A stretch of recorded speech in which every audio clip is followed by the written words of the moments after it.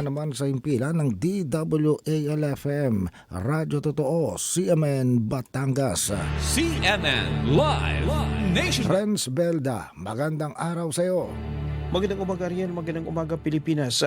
Patuloy na pinaigting ng Batangas Police Provincial Office o BPPO sa ilalim ng pamumuno ni Police Colonel Giovanni Emerick Cibalo, Acting Provincial Director, ang mga hakbang kontra kriminalidad ngayong panahon ng Kapaskuhan upang mapanatili ang kapayapaan at kaayusan sa buong lalawigan. Ang mga component city at municipal police station at ang Batangas Mobile Force Companies ay estratehikong i-deploy sa kanilang mga area of responsibility upang mapalakas ang presensya ng kapulisan, magbigay ng tulong sa trapiko at magsagawa ng aerial patrol, lalo na sa mga matataong lugar tulad ng simbahan, terminal at pampublikong transportasyon, mga commercial center at ibang lugar na dinadagsa ng publiko. Ang mga hakbanging panseguridad na ito ay bahagi ng programang Ligtas Paskuhan 2025 ng BPPO na naglalayong tiyakin ang kaligtasan at maayos na kapaligiran para sa mga Batanggenyo habang ipinagdiriwang ang Kapaskuhan.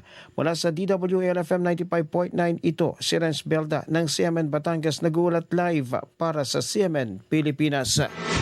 CMN Live Nationwide. Maraming salamat, Renz Belda, mula po naman sa impila ng DWAL-FM, Radyo Totoo, CMN Batangas.